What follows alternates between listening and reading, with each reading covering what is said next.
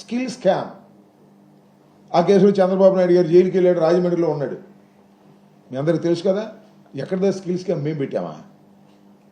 అది ఈడీ వెలుగులోకి తీసుకొచ్చింది, కేంద్ర ప్రభుత్వం వెలుగులోకి తీసుకొచ్చింది. దాని ఫాలోఅప్లో ఆయన అనివార్యంగా లోపలికి వెళ్ళాల్సిన పరిస్థితి ఏర్పడింది. అసలు స్కాములు చేయడంలో చంద్రబాబుకు మించిన వాడు ఎవరూ లేరు, ఈ దేశంలోనే ఎవరూ లేరు. అంత దుర్మార్గమైన పరిపాలన చేసినటువంటి నారా చంద్రబాబు నాయుడు గారు ఇవాళ మా మీద కక్షతో లేని స్కామ్, లిక్కర్ స్కామ్ అంట. నాకు అర్థం కాల లిక్కర్ స్కామ్ ఎక్కడ లేని విధంగా నేను మనవి చేస్తున్నా. లిక్కర్ ఈ రాష్ట్రంలో నియంత్రించాలి అనేటువంటి ఉద్దేశంతో జగన్మోహన్ రెడ్డి గారు టోటల్గా లిక్కర్ అంతా కూడా ప్రభుత్వమే అమ్మింది. ప్రైవేటు వాళ్ళకి ఎవరు అమ్మలా, ప్రైవేటు వారు ఎవరు దీనిలో జోక్యం చేసుకోవాలా. ప్రభుత్వమే అమ్మినటువంటి సందర్భం, టైం టు టైం అమ్మారు.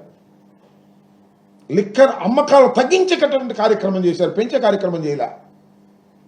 ఇవాళ చంద్రబాబు నాయుడు గారు పెంచే కార్యక్రమం చేస్తున్నాడు. తొమ్మిది దగ్గాయి వాళ్ళు వీళ్ళు ఆయనకు కావాల్సిన అందరూ ఈ స్కామ్లు దొరబడుతున్నారు.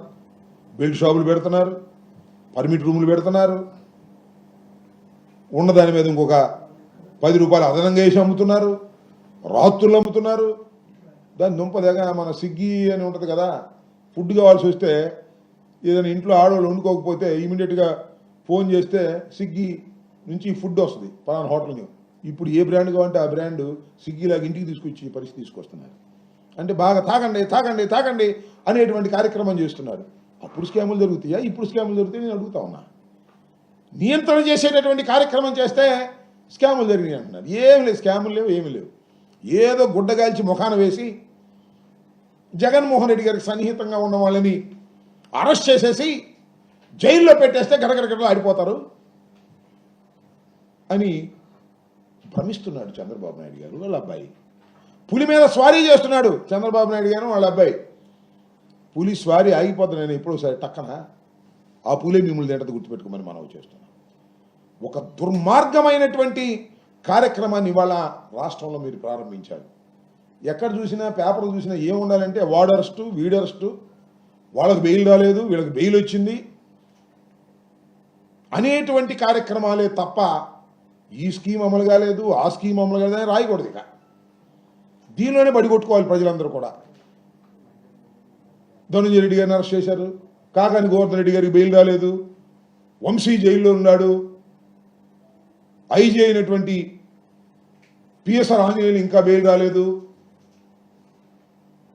ఈ కార్యక్రమాలు తప్ప ఈ అమ్మ ఒడి రాలేదు, రైతు భరోసా రాలేదు. ఇవి ఉండకూడదు, ఇవి ఉంటే ఆయనకి ఇబ్బంది. అందువల్ల టర్న్ చేసి పారేస్తున్నాడు. అన్ని ఇలాంటి దుర్మార్గమైన కార్యక్రమాలకు పాల్పడి అనేకమైనటువంటి కేసులు పెడతాయి. ఎన్ని కేసులు నీ దుంపదగ నాకు అర్థం కాల. భారతదేశానికి స్వాతంత్రం వచ్చిన తర్వాత ఇంతమంది మీద బహుశా బ్రిటిష్ వాడు కూడా కేసు పెట్టున్నాడు. మన పరిపాలించినటువంటి బ్రిటిష్ ఎంపైర్లో ఉన్న వాళ్ళు కూడా ఇన్ని కేసులు పెట్టలా, అన్ని కేసులు పెడుతున్నారు. మాట్లాడితే కేసు, ఈ కేసులో బెయిల్ వస్తే ఇంకో కేసు పెడతారు. ఎమ్మటే బెయిల్ పూచీకత్తులు సమర్పించక ముందే మనం ఇంకో కేసు పెడతారు. దానిలో మళ్ళీ పీటీ వారెంట్ పెట్టి రిమాండ్ పెట్టమంటారు. They are managing all these things. Police వ్యవస్థను గుప్పిట్లో పెట్టుకొని ఇలాంటి దుర్మార్గమైనటువంటి కార్యక్రమాలు ఇవాళ చేస్తున్నారు.